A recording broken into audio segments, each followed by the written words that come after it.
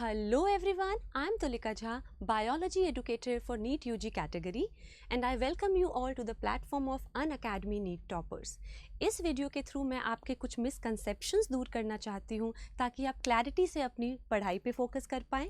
ये जो NEET, paper leak, NTA का स्कैम हुआ है, इसके बाद पूरा इंटरनेट फ्लडेड है कुछ ऐसे मिसलीडिंग आर्टिकल्स के साथ जो आपके मन में कुछ डाउट्स क्रिएट कर रहा है, जिसकी वजह से आप पढ़ाई से ज़्यादा उन्हीं आर्टिकल्स को सर्च करते रहते हैं। फॉर एग्ज़ाम्पल, अभी इकोनॉमिक टाइम्स में एक आर्टिकल आया था, NEET UG exam to be conducted online question mark, NMC to on board to switch. और इसी तरह, ये तो मैंने बेटा एक एग्जाम्पल लिया है, और इसी तरह बहुत सारे ऐसे आर्टिकल फ्लड हो रहे हैं कि नंबर ऑफ़ अटेम्प्ट चेंज होगा क्या, क्वेश्चन मार्क, क्या आपका पेपर 2 बार होगा, क्या एज क्राइटेरिया पे कोई लिमिट आ चुका है। तो ये सारे मिसकंसेप्शन की वजह से, और बहुत बच्चे रिमोट एरिया में हैं जो इसमें कंफ्यूज हो चुके हैं, तो इस वीडियो के थ्रू मैं आपको बस एलिजिबिलिटी क्राइटेरिया फॉर नीट 2025 पे एक क्लैरिटी देना चाहती हूँ।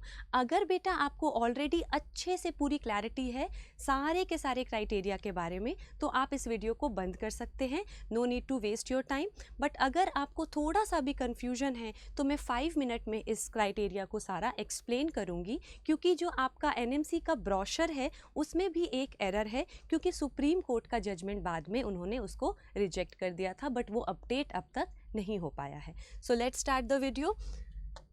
और इस वीडियो को बेटा रिमोट आपके जितने भी फ्रेंड्स हैं, इवन पेरेंट्स तक पहुंचाइए, ताकि वो जो ब्रोशर में एरर है और ये जो आर्टिकल मिसलीडिंग आ रहे हैं वो उनको क्लैरिटी मिल जाए। सिर्फ 5 मिनट्स का है। एंड एज आई सेड, अगर आपको सारी क्लैरिटी ऑलरेडी है then I am not asking you to watch this video. सबसे पहले बात करते हैं हम एज लिमिट की। एक एक करके मैं आपको बताऊंगी एज लिमिट के बारे में, परसेंटेज मार्क्स के बारे में, subjects, number of attempts, mode of exam, number of times per year, ये होने वाला है। तो सबसे पहले अगर हम बात करते हैं एज लिमिट की, तो जो हमारी एज लिमिट है इसमें 2 कैटेगरी हमारी आएंगी, अपर age limit and lower age limit. एक सेकेंड बेटा, ये क्या हो गया? तो अगर हम एज लिमिट की बात करते हैं तो एक है हमारी, समथिंग इज रॉन्ग, ये क्यों टाइम वेस्ट हो रहा है बेटा, 2x पे कर देना इसको। सबसे पहले हम बात कर रहे हैं एज लिमिट की। एज लिमिट लोअर क्या है और एज लिमिट अपर क्या है। लोअर एज लिमिट की अगर हम बात करते हैं तो जिस ईयर में आपका एग्ज़ाम है, पर से अगर नीट 2025 की बात कर रहे हैं, तो उस ईयर के 31 दिसंबर तक, उस ईयर के 31 दिसंबर तक आपकी एज होनी चाहिए 17 ईयर्स।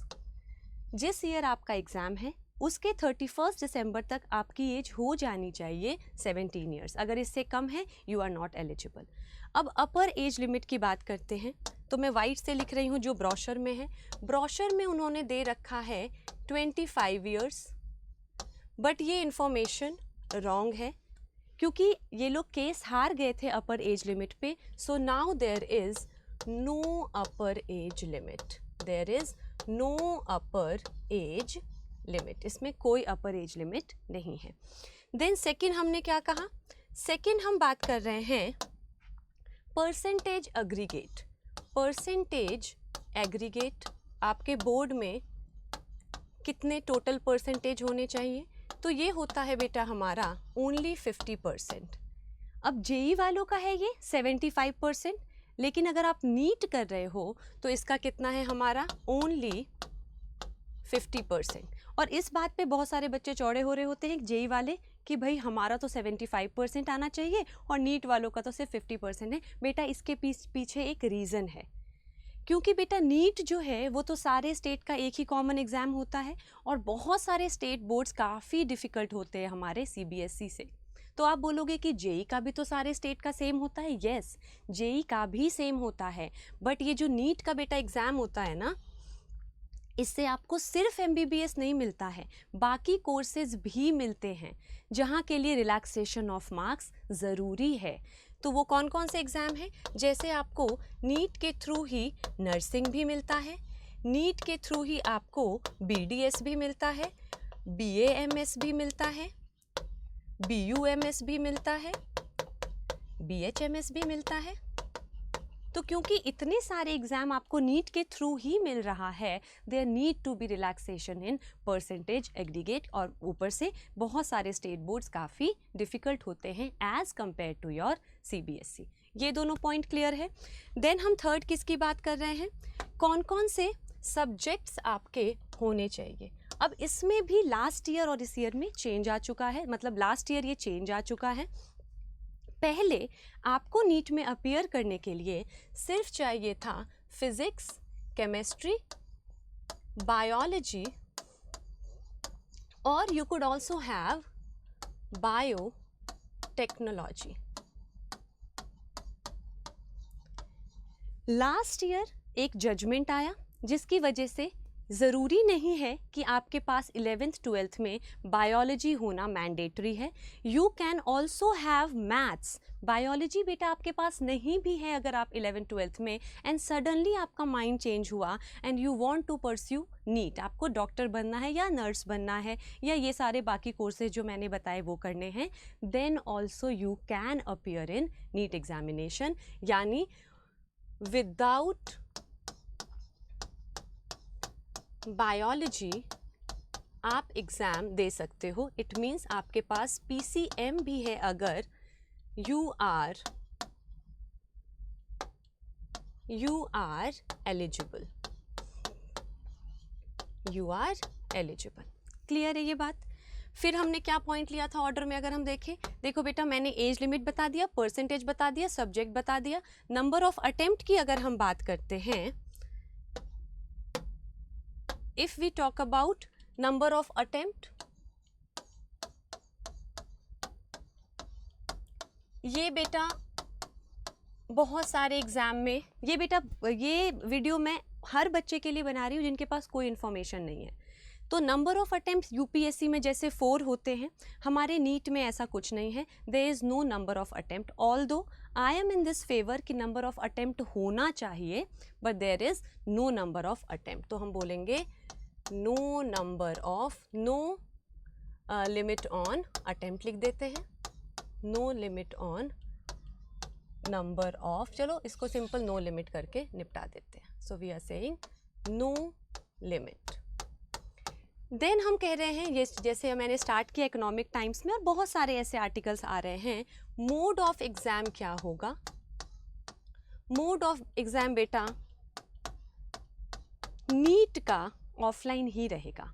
जेई का ऑनलाइन होता है लेकिन नीट का जो है वो ऑफलाइन ही रहेगा, क्योंकि कमिंग ईयर में अप्रॉक्सीमेटली यार 26 लाख स्टूडेंट्स बैठने वाले हैं, और अगर इतने बच्चे बैठ रहे हैं तो इनको 200, 300, 400 इतने सारे डिफरेंट पेपर्स बनाने पड़ेंगे, that too having same level of difficulty.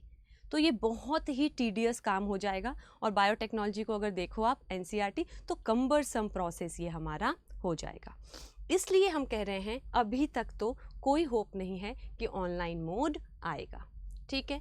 Then we are talking about how many times ये होगा आपका एग्ज़ाम। जैसे अभी जो ये नीट का स्कैम हुआ था तो बच्चे कह रहे थे ना कि इसको 2 बार, साल में 2 बार कराए। जैसे जो नेट का एग्ज़ाम होता है फॉर रिसर्च, PhD, इनके लिए जो नेट का एग्ज़ाम होता है ये 1 साल में 2 बार होता है, कि अगर मई वाला नहीं निकला तो दिसंबर वाला निकल जाएगा। बहुत बच्चों को कम ही टाइम चाहिए रिवीजन करने के लिए, लेकिन अभी तक हमारा जो नीट है ये वंस ईयर ही है, वंस अ ईयर ही है, और बेटा अब अगले साल तक ये वंस ईयर ही रहने वाला है। तो नीट 2025 के लिए जो मैंने मेंशन किया यही एलिजिबिलिटी हमारे क्राइटेरिया है। ऑल्दो आई वुड प्रेफर कि ये जो नीट है ये भी 2 लेवल्स पे, 2 टाइम्स नहीं बट 2 लेवल्स पर होना चाहिए, जैसे आपका जेई का होता है मेंस एंड एडवांस, ताकि यार देखो इससे ना काफ़ी प्रॉब्लम सॉल्व हो सकती है अगर ये 2 बार हुआ। अगर एक बार नीट हमारा मेंस होता है तो ये कट ऑफ जो होता है ये बहुत सारे बच्चे क्रॉस करेंगे, तो बहुत सारे इसमें आपके जो हैं वो हट जाएंगे। अब इन बच्चों के बीच कंपटीशन होगा। अब जो इन बच्चों के बीच कंपटीशन होगा, जो एडवांस निकालेंगे, they should make this rule कि जो एडवांस निकालेंगे वो MBBS में जाएंगे, और जो मेंस निकाल चुके हैं they can take BDS, nursing etcetera etcetera. But अभी तक ये नहीं आया है। So for now NEET is only once a year. Ma'am की आदत है सारी चीज़ें रिवाइज करने की। खटखट देख लेते हैं। आप वीडियो बंद कर सकते हो बेटा, कोई भी वीडियो देखो, जहाँ तक आपको फ्रूटफुल लगे आप देख लो। एज लिमिट हमने कहा लोअर क्या है 17 ईयर्स, अपर क्या है no upper age limit. Percentage marks 50%, क्यों मैम एक्सप्लेन कर चुकी हैं। सब्जेक्ट बायोलॉजी हो मैंडेटरीली, ये अभी नहीं है, मैथ्स के साथ भी आप कर सकते हो, पढ़ना तो पड़ेगा ही लेकिन। देन सब्जेक्ट्स बता दिए। नंबर ऑफ अटेम्प्ट जो है हमारा वो अनलिमिटेड है, आपका कुछ नहीं, आप कभी भी नंबर ऑफ अटेम्प्ट्स कितने टाइम्स भी दे सकते हो, क्योंकि मैंने कहा था once a doctor no one is asking you कितने साल आपने ड्रॉप किया था। मोड ऑफ एग्जाम ऑफलाइन है, नंबर ऑफ टाइम्स तो बेटा अभी एक ही है। अब हम पढ़ाई में मिलेंगे, क्लास में मिलेंगे। चलो बाय।